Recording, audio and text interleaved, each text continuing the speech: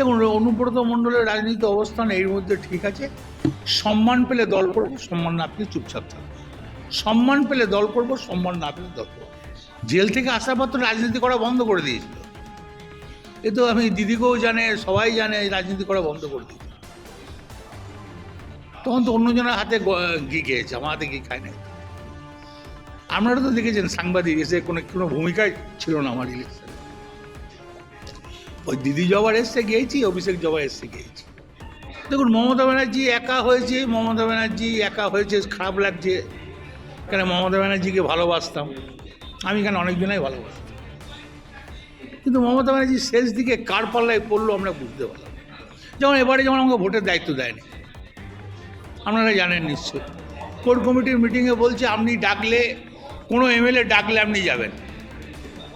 তাহলে আমার একবারই আমার ভোট করতে যাওয়ার দরকার কী আছে? ওই জন্য আমি এবারে সেরকম ভোট করি নাই। সেটা সেটা আমাদের কর্মীদের দোষ হতে পারে, আমি বলতে পারবো না। ওরা খেটেছে, জিতেছে, ওরা পরিশ্রম করেছে, জিতেছে, কিন্তু আমার কোনো দায়িত্ব দেওয়া হয়।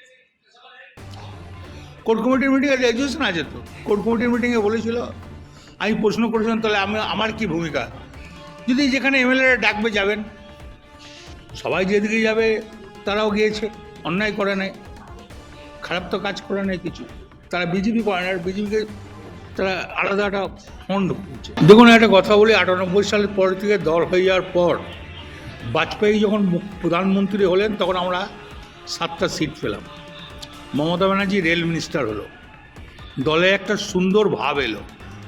হ্যাঁ, তারপরে দল করতে করতে তখন আইপ্যাক ছিল না, কেউ ছিল না, কোনো জ্ঞানীমণি ছিল না। এই আমাদের মতন রাখাল বাগাল মুকুল্লায়, আমার রাখাল বাগাল গৌতম বসু, রাখাল বাগাল অনুব্রত মণ্ডল, বালু, পঙ্কজ দা, এরাই ছিল, মদন মিত্র, এরাই ছিল আমরা তখন দলের মেন।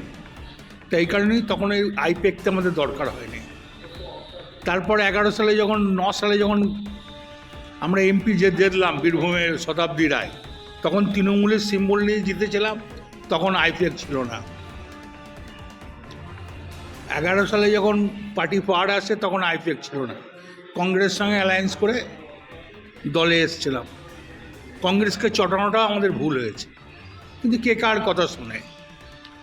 তারপর 14তেও আইপ্যাক ছিল না, 16তেও আইপ্যাক ছিল না, 19এও আইপ্যাক ছিল না। তাহলে আইপ্যাককে প্রয়োজন হলো কেন? আজ ভরা ডুবি হলো আইপ্যাক, মিসগাইড করলো আইপ্যাক, দুনিয়ার লোকের কাছ থেকে টাকা তুললো আইপ্যাক।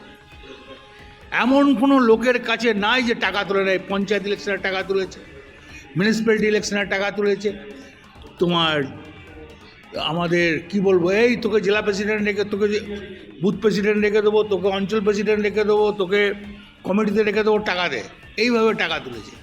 একটু জেগে ঘুমায়, জেগে ঘুমালে দলের তো এই অবস্থায় হবে। দল সংগঠনের দল চলে, আইপ্যাক নিয়ে একটা ইউপির লোক সে কি মোড়ারে বুঝবে, একটা বিহারের লোক এখানে কি বুঝবে তোমার লাভপুরের ঘটনা।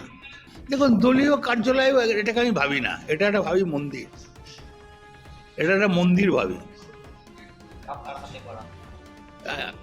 কেন এটা বহু পুরনো, আবার আমি সিপিএম তাড়িয়েছি, মানুষের পাশে থেকেছি, এটাকে আমি কোনো সময় কার্যালয় ভাবি না, এটা মন্দির ভাবে বিকাল একবার করে আসছি। 100 বার মমতা ব্যানার্জির জন্য প্রচণ্ড খারাপ লাগছে, বদ্ধমূলের দিকে দেখলে কষ্ট হচ্ছে। আমি কেন, যতগুলো এমপি বেরিয়ে গেছে তাদের জিজ্ঞেস করলে তারাও একই কথা, যতগুলো এমএলএ বেরিয়ে গেছে বলে মমতা ব্যানার্জিকে জন্য আমরা আছি, সবাই বলবো 100%। আমি এখানে সাধারণ মানুষকে জিজ্ঞেস করুঙ্গা বলে দেবে, বিজেপির লোককে জিজ্ঞেস করুঙ্গা বলে আইপ্যাক শেষ করলো তৃণমূলকে, সিপিএমকে জিজ্ঞেস করুঙ্গা বলে তৃণমূলকে শেষ করলো আইপ্যাক, কংগ্রেসকে জিজ্ঞেস করুঙ্গা বলে শেষ করলো আইপ্যাক। সব ওরা কিছু জানে না, পয়সা কামাতে এসেছিল।